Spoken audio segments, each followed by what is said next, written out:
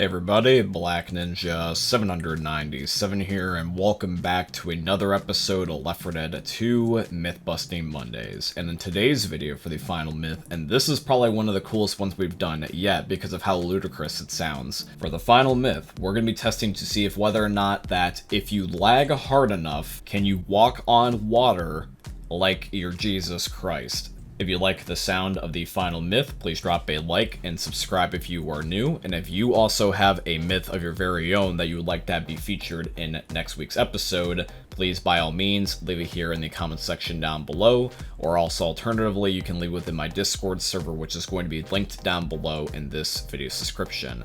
By the way, if you also would like to submit a myth for episode 200, which will happen here very soon, you can submit it early. Just let us know if whether or not you would like us to save it for episode 200. So yeah, everybody, with all that being said, I hope you end up enjoying seeing this week's episode of Left 4 Dead 2 Myth Busting Mondays. Myth: will Ellis only use his sniper rifle when infected are far enough away from him and swap to a pistol if the infected are too close?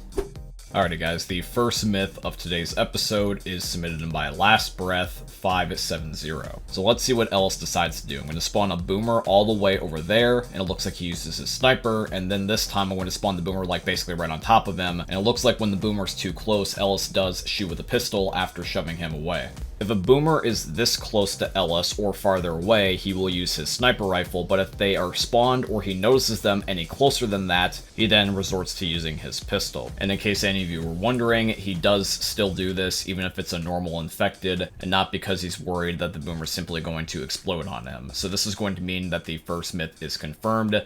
Ellis ideally would like to use his sniper rifle when infected are far away from him, and then resort to using a pistol if he feels like they're too close. Myth: if you kill a tank mid-jump, does he die suspended in the air?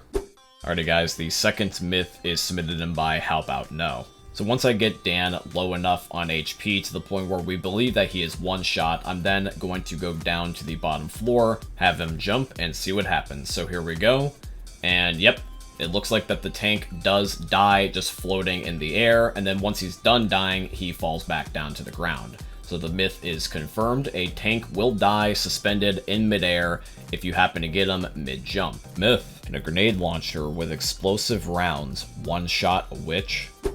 Alrighty guys, the third myth is submitted in by Good Guy Nick. So, with the game on easy mode and a grenade launcher that has explosive rounds, if we tried to end up one-shotting the witch, this is what ends up happening. After a second or two has passed, the game ends up saying you startle the witch and I get killed per normal.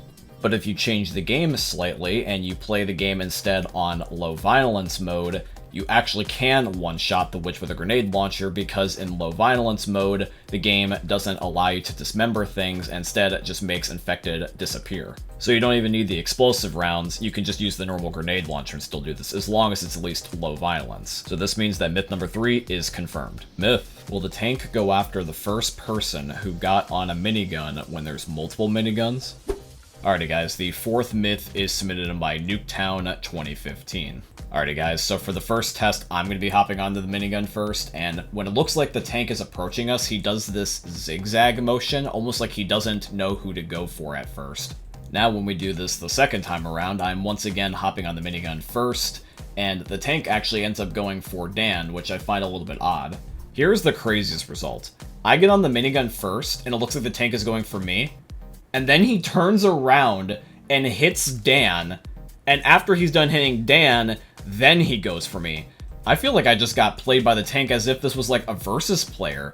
That was very human tank behavior that I just saw there, and this is an AI. It seems that the tank is either treating this as a 50-50, where it really doesn't matter who gets on it first because they're the same level of a threat to him, or he's prioritizing the player that gets on it last for some odd reason. Either way though, the myth is going to have to be declared as busted because the tank is not prioritizing the player that got on the minigun first. He's either treating them the same or doing the opposite, which is where he's targeting the person that gets on it last for some reason. Myth: if you lag hard enough, can you walk across water in Swamp Fever?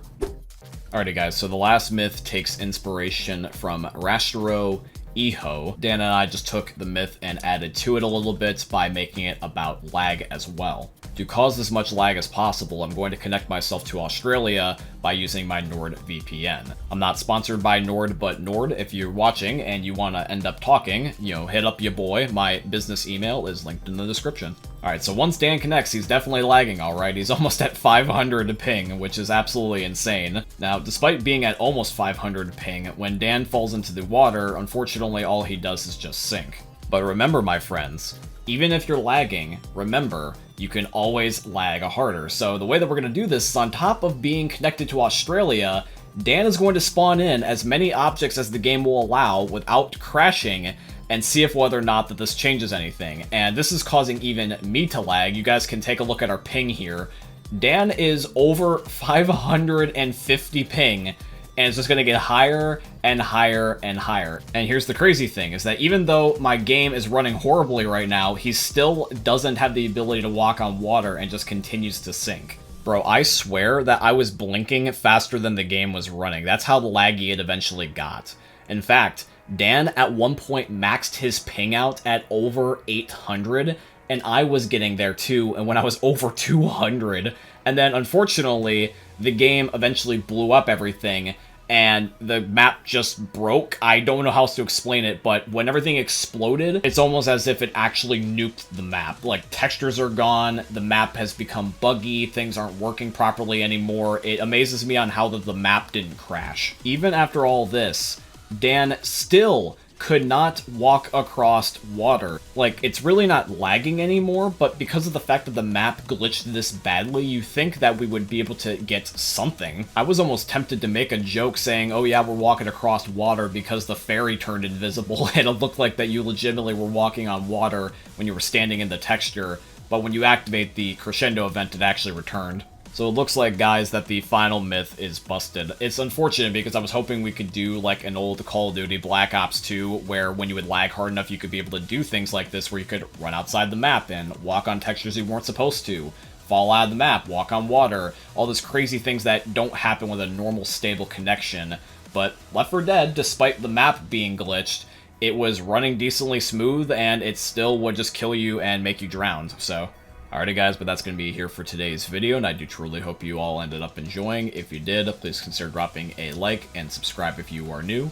And if you also have a myth of your very own that you would like to have be featured in next week's episode, please by all means leave it here within the comments section down below, or also alternatively you can leave within my Discord server, which is going to be linked down below in this video's description.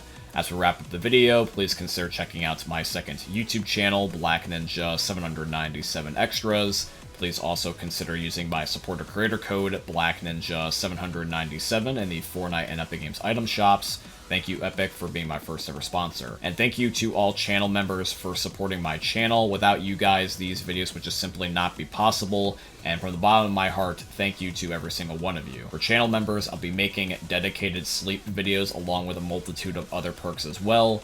If this is something that interests you, I will provide a link down below in this video's description. With all that being said though, guys, I hope you ended up enjoying seeing another YouTube video from the most unique YouTuber you guys are ever going to see. Thanks for watching, guys. I love all of you, and peace out. Hey, meme lords. Jesus here. And you better have enjoyed that video there by the eternal god Daddy Ninja. You should probably subscribe too, or the mighty Moab will come for your balls. If you enjoyed the video, you might like it too. And give me the memes. Flash, bang, boom!